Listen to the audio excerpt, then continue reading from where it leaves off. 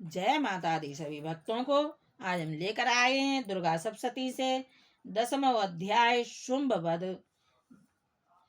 सभी लोग श्रवण करें और वीडियो का लाभ उठाएं। मैं मस्तक पर अर्धचंद्र धारण करने वाली शिव शक्ति स्वरूपा भगवती कामेश्वरी का हृदय में चिंतन करता हूँ। वे तपाए हुए सुवर्ण के समान सुंदर हैं। सूर्य, चंद्रमा और अग्नि ये ही तीन उनके नेत्र हैं तथा वे अपने मनोहर हाथों में धनुष, बाण, अंकुश, पाश और शूल धारण किए हुए हैं। ऋषि कहते हैं, राजन, अपने प्राणों के समान प्यारे भाई निशुंभ को मारा गया देख तथा सारी सेना का संहार होता जान शुंभ ने कुपित होकर कहा, दुष्ट दुर्गे, तू बल के अभिमान में आकर झूठ मूठ का घमंड न दिखा। तू बड़ी मानिनी बनी हुई है, किंतु दूसरी स्त्रियों के बल का सहारा लेकर लड़ती है। देवी बोली, ओ दुष्ट, मैं अकेली ही हूँ। इस संसार में मेरे सिवा दूसरी कौन है? देख, ये मेरी ही विभूतियां हैं, अतः मुझ में ही प्रवेश कर रही हैं। तदनंतर ब्रह्मांडी आदि समस्त देवियां अंबिका देवी के शरीर में लीन हो गईं। उस समय केवल अंबिका देवी ही रह गईं। देवी बोली, मैं अपनी आश्चर्य शक्ति से अनेक रूपों में यहाँ उपस्थित हुई थी। उन सब रूपों को मैंने समेट लिया। अब अकेली ही युद्ध में खड़ी हूँ।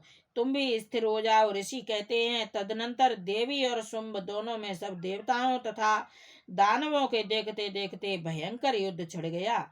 बाणों की वर्षा तथा तीखे शस्त्रों एवं दारुण अस्त्रों के प्रहार के कारण उन दोनों का युद्ध सब लोगों के लिए बड़ा भयानक प्रतीत हुआ। उस समय अंबिका देवी ने जो सैकड़ों दिव्य अस्त्र छोड़े, उन्हें दैत्यराज शुंभ ने उनके निवारक अस्त्रों द्वारा काट डाला। इसी प्रकार शुंभ ने भी जो दिव्य अस्त्र चलाए, उन्हें परमेश्वरी ने भयंकर हुंकार शब्द के उच्चारण आदि द्वारा खिलवाड़ में ही नष्ट कर डाला। तब उस असुर ने सैकड़ों बाणों से देवी को आच्छादित कर दिया। यह देख क्रोध में भरी हुई उन देवी ने भी बाण मारकर उसका धनुष काट डाला। धनुष कट जाने पर फिर दैत्यराज ने शक्ति हाथ में ली, किंतु देवी ने चक्र से उसके हाथ की शक्ति को भी काट गिराया। तत्पश्चात दैत्यों के स्वामी शुंभ ने 100 चांद वाली चमकती हुई ढाल और तलवार हाथ में ले उस समय देवी पर धावा किया। उसके आते ही चंडिका ने अपने धनुष से छोड़े हुए तीखे बाणों द्वारा उसकी सूर्य किरणों के समान उज्जवल ढाल और तलवार को तुरंत काट दिया। फिर उस दैत्य के घोड़े और सारथी मारे गए। धनुष तो पहले ही कट चुका था। अब उसने अंबिका को मारने के लिए उद्यत हो भयंकर मुदगर हाथ में लिया। उसे आते देख देवी ने अपने तीक्ष्ण बाणों से उसका मुदगर भी काट डाला, जिस पर भी वह असुर मुक्का तानकर बड़े वेग से देवी की ओर झपटा। उस दैत्यराज ने देवी की छाती में मुक्का मारा। तब उन देवी ने भी उसके छाती में एक चांटा जड़ दिया। देवी का थप्पड़ खाकर दैत्यराज शुंभ पृथ्वी पर गिर पड़ा, किंतु पुनः सहसा पूर्ववत उठकर खड़ा हो गया। फिर वह उछला और देवी को ऊपर ले जाकर आकाश में खड़ा हो गया। तब चंडिका आकाश में भी बिना किसी आधार के ही शुंभ के साथ युद्ध करने लगी। उस समय दैत्य और चंडिका आकाश में एक दूसरे से लड़ने लगे। उनका वह युद्ध पहले सिद्ध और मुनियों को विस्मय में डालने वाला हुआ। फिर अंबिका ने शुंभ के साथ बहुत देर तक युद्ध करने के पश्चात उसे उठाकर घुमाया और पृथ्वी पर पटक दिया। पटके जाने पर पृथ्वी पर आने के बाद वह दुरात्मा दैत्य पुनः चंडिका का वध करने के लिए उनकी ओर बड़े वेग से दौड़ा। तब समस्त दैत्यों के राजा शुंभ को अपनी ओर आते देख देवी ने त्रिशूल से उसकी छाती छेद कर उसे पृथ्वी पर गिरा दिया।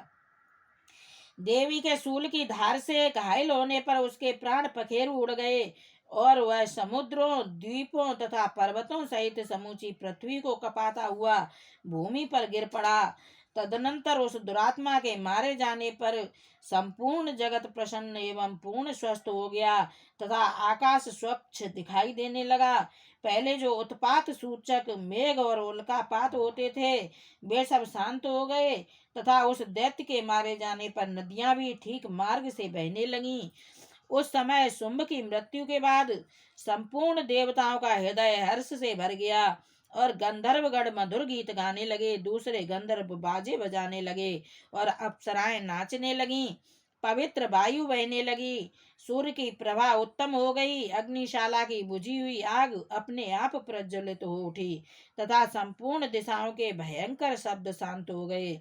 इस प्रकार श्री मार्कंडेय पुराण में सावर्णिक मनवंतर की कथा के अंतर्गत देवी महात्म्य में शुंभवध नामक 10वां अध्याय पूरा हुआ। जय माता दी।